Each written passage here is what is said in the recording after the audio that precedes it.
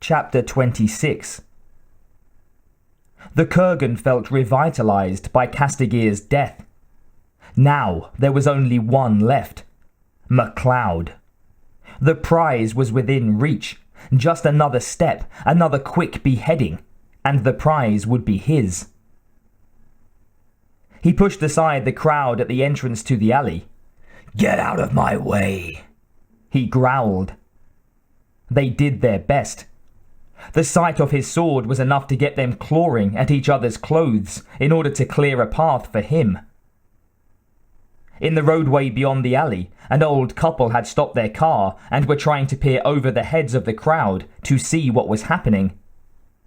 Sirens were going in the distance now. The Kurgan decided to quit the scene immediately. He walked to the car, took a grip on the canvas roof, and ripped it off. Two frightened faces looked up at him. "What's going on, young man?" said the woman in a tremulous tone. "What's going on? I've just cut someone's head off. That's what's going on." He poked down at them with the sword. "Oh dear," said the old man, still gripping the wheel. "I suppose you want a ride?" "You could say that, but I want to drive," said the Kurgan. He reached inside the car and took the old man by the back of his collar and lifted him out of his seat. Then he whirled him around his head and threw him into the crowd. People went down like bowling skittles. The Kurgan leapt over the top of the car and into the driver's seat. The engine was still running. He turned to the little old woman who shrank from him. "Mama!" he cried delightedly, then roared away from the curb. She screamed. By this time the old man was on his feet and running after the car. "Where are you going with my wife?" he shrieked. The old woman was standing up on the front seat now, gripping the edge of the windshield. "Help me, Daddy!" she screamed to her husband. "Daddy, help me!" In her terror, she began to climb over the edge of the windshield onto the hood of the car. The Kurgan laughed and began weaving the vehicle. The old woman's feet went from under her, and she had to hold both hands on the corner of the windscreen and was slipping from side to side like a wiper. She was screaming all the while. When they had gone about half a mile, the Kurgan stopped the car, peeled the hysterical woman from the bonnet, then continued his journey. He dumped the vehicle before he got back to his hotel. The sword was dismantled and placed in its various pockets within the leather jacket. Then he went into a bar and ordered a drink while he watched the mop-up operations on the television. The camera had just zoomed in on the headless corpse of Castagir. The barman was cleaning one of his glasses and he stopped in mid-wipe. "God, look at that mess," he said. "Makes you want to puke, doesn't it?" "You puke," said the Kurgan. "I'll just have another drink." "But no head. Have they found his head yet?" "Vodka, a double, no ice." The barman served him without taking his eyes from the screen above the bar. "They can't find his head." The Kurgan growled. "It's in the puddle at the far end.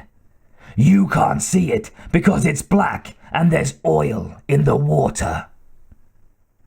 "Ah," cried the barman. "They found it in a pool of water by the look." He turned away from the screen. "Ugh. That's enough of that for one night. I think I'll have a strong one myself for once." "You can pay for it yourself," said the Kurgan. The barman was affronted. "No one asked you to buy anything."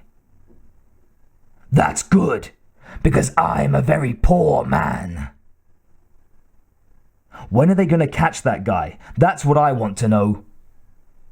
"Never," said the Kurgan. The newscaster's face came on the screen then. His coat collar was turned up, to show that he was out in all weathers, just to get the news to his viewers. He hugged the microphone close to his chest. Last, the police have a description of the assailant. He appears to be a man in his early 30s, tall, Caucasian, about 7 feet or so witnesses say, dark hair and dark eyes. Apparently, there is a large white scar on his throat. The Kurgan fingered the place where Ramirez had sliced through a third of his neck. The barman was staring at Kurgan now, narrowing his eyes in an effort to improve his vision in the dim light. The Kurgan pointed to his own head. "Black hair," he said. Then he pointed to his throat. "Nasty scar." The barman glanced at the doorway as if he expected or hoped someone was on their way in. Apart from the Kurgan, the rest of the bar was empty. "Must be lots of people look like that," gulped the barman. "You been to Nam? I knew a guy once. He had a scar like that from Nam. Some gook." The Kurgan shook his head. "Never been to Nam." "Car accident then, maybe," said the barman, probably feeling he could not leave the subject alone, now that he was so far along the road. "No car accident." "Hell," said the barman, "I just mind my own business. Who the hell cares whether a guy's got a scar or not?"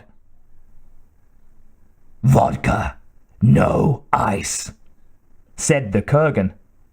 "Coming right up, sir." The hand that poured the drink was trembling.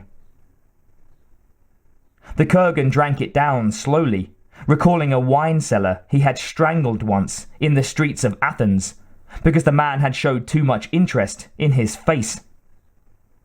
What did it matter anymore? There was only one man between him and the prize. "Will that be all, sir?" said the barman. "I'll let you know if it isn't." "Fine." "And stay away from the phone." I wasn't thinking of calling anybody." "Even if it rings." "Yes, sir." The Kurgan sipped the vodka. It was foul. Some stuff manufactured in America, no doubt. He wouldn't normally use such sludge to clean his sword, let alone drink. Still, beggars